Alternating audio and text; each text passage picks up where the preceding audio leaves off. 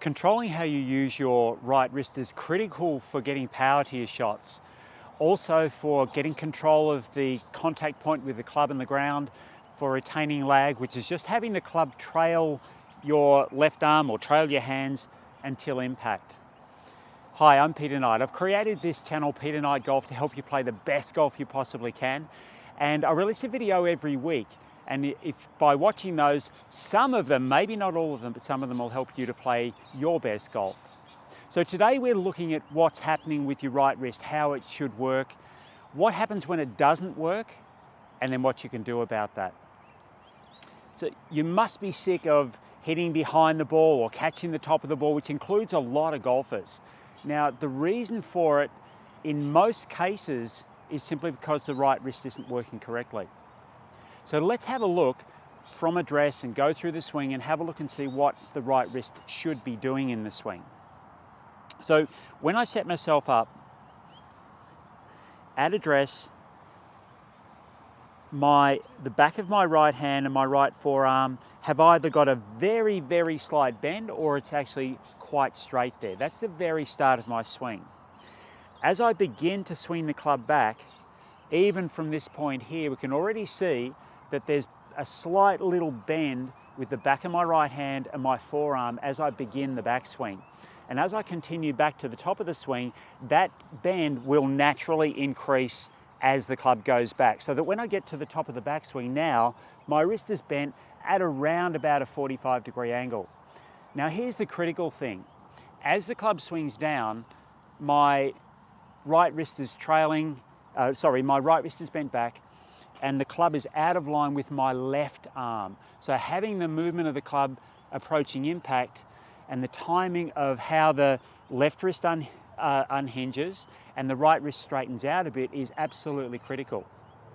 Because if I strike the ball with my right wrist straight, then it's likely that I'll either hit the ground behind the ball or I'll hit the top of the ball.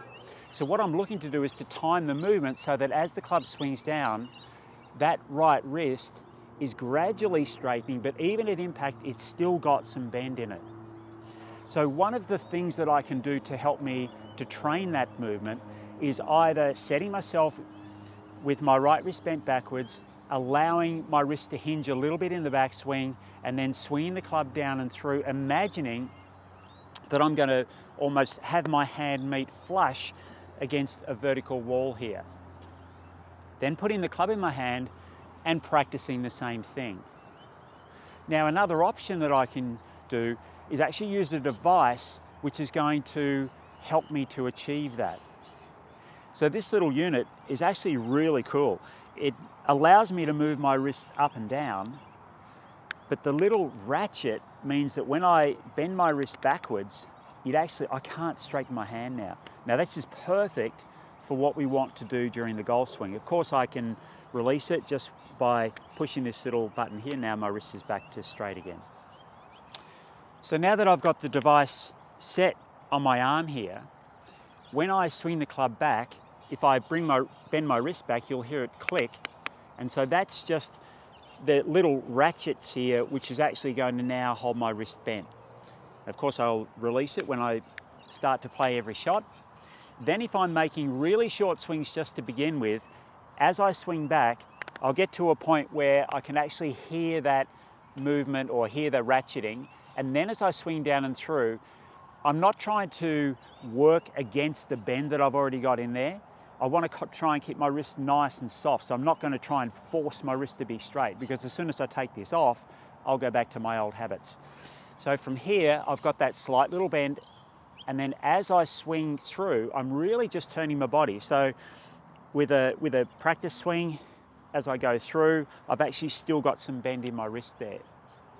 So now if I play quite a short little shot with this, as I go back, hinge the wrists, and retain that as I go through. So you can see even here that I've still retained that movement. Now there's no stress on my wrist, but the training of the movement, particularly if I do it slowly, encourages me to create more of a body turn movement as I'm swinging through, rather than flipping my hands, which of course is deadly for my shots. I don't want to do that. Now I have only got a wedge in my hand here, but I can swing the club back further and it'll do the same thing. When I'm playing really short shots, so I'll make a practice swing like the shot I just played, I'm actually setting that wrist quite early and then swinging through.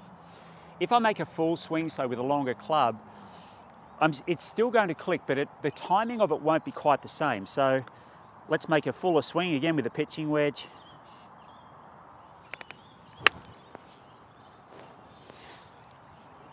And so the clicks, as I started back, occurred a lot later because my movement, the timing of the hinging of my wrist in the backswing is different. So if you don't have one of these, you can purchase one through a link in the description below, which will also give you a discount, give me a bit of a kickback as well. Otherwise, have the feeling like I mentioned before, where you feel like you've got some wrist hinge. As you swing through, you're just keeping the wrist bent back, and it's like you're slapping a vertical wall there. By practicing the correct movement with your right hand, you will definitely get the feeling of being able to retain lag, have the club meet the ball and the ground at the same time so that you're going to be able to make better contact with all your shots. That will give you a lot more confidence.